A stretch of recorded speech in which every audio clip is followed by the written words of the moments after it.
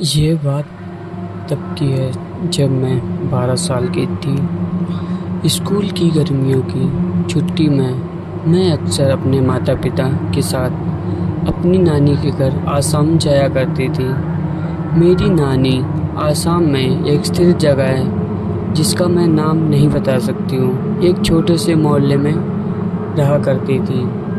उनके सामने एक बगल में जिसमें 5 लोग रहते थे, उनके पास एक माँझी जिनको वो लोग बहुत सम्मान दिया करते थे। माँझी को मेरी नानी बहुत लगाव रखती थी क्योंकि मेरी नानी बहुत अच्छे कपड़े सिला करती थी। मेरी नानी हर तरह के कपड़े सिलने का हुनर था। मेरे ज़्यादातर कपड़े वही सिलती थी। नानी माँझी के लिए हर त्योहार पर सलवार कमीज सिलती थी। उनके अंदर जेब भी सिलती थी जिससे पुराने कपड़े लोग ज़्यादातर बैग थे, पर्स नहीं लेते थे। माँझी उन जेब में हमेशा पैसे रखती थी। एक दिन माँझी बहुत बीमार हो गई। उनके घर वालों ने सही इलाज भी नहीं कराया था। मेरी नानी भी माँझी की सेवा करती थी तो उनके बेटे बहू नानी को भगा देते थे। कुछ दिन बाद माँझी की मृत्यु हो गई। मेरी नानी ने माँझी के शव को उनके पसंदी पीले रंग का सलवार कमीज सिलकर पहनाया।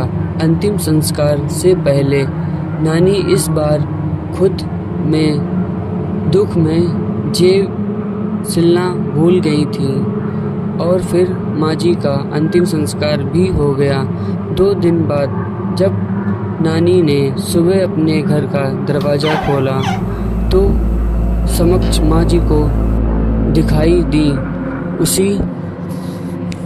उसी पीले रंग की सलवार कमीज में। माँझी ने कहा, देख मैं कैसी लग रही हूँ। इस बार तूने मेरे कपड़ों में जेब क्यों नहीं सिली?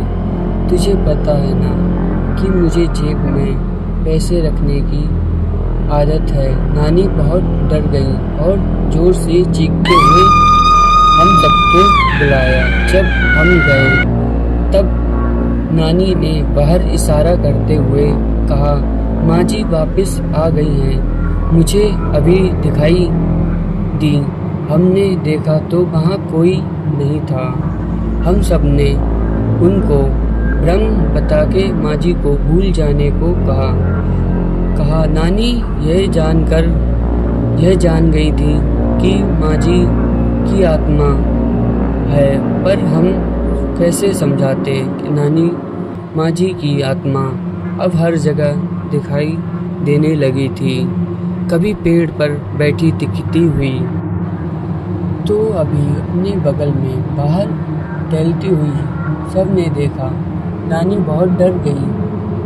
हमने अकेले बाहर घूमने का मन करने वाली नानी नहीं जानती थी कि खुद उनके ही साथ ये भूतिया हादसा हो जाएगा।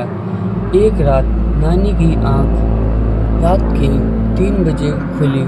खिड़की पर कुछ अजीब सी आवाज़ सुनकर नानी खिड़की के पास गई तो फिर माँझी की आत्मा उनके दिखाई दी। डर कर नानी बेहोश हो गई। उसी वक्त माँझी की आत्मा ने नानी के शरीर में अपना प्रवेश कर गई। नानी अब हमारे साथ अजीब सा डरावना बर्ताव करने लगी। दिन प्रतिदिन हालत बिगड़ती गई। मेरे घर वाले यह समझ गए थे कि उनके साथ कोई आत्मा का साया है। मेरे घर वाले ने एक सिद्ध पंडित को नानी के बारे में बताया। पंडित कहने की थी, अगर किसी की मृत्यु के बाद विधि पूरी नियम अनुसार ना हुई तो उसकी आत्मा भटकती रहती है, अपने किसी चहेते के शरीर में वास करती है। आत्मा को शांति हवन और पूजा फिर से करवाई जाए, वरना उस आत्मा को मोक्ष नहीं मिलेगा।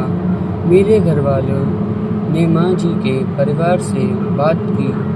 तब उनका बेटा बोला, ये सब अंधविश्वास है, हम नहीं मानते। मेरे घर वाले ने माँ जी के परिवार वालों को भी पंडित जी से मिलवाया। उसके बाद माँ जी की आत्मा शांति हवन और पूजा विधि से पाठ करवाया। 2 दिन में नानी ठीक हो गई और माँ जी की आत्मा भी उनके शरीर से जा चुकी थी। माँ जी की आत्मा को मोक्ष मिल गया था। नानी अब धीरे धीरे सही हो गई थी। मेरी गर्मी की छुट्टी भी खत्म हो गई थी। नानी अब स्वस्थ हो चुकी थी। नानी दुर्दशा देखकर मैं डर गई थी, पर नानी ने मुझे और मेरे घर वालों, मगर आज भी जब भी भूतिया किस्सा याद आता है तो मेरे रोंगटे खड़े हो जाते हैं।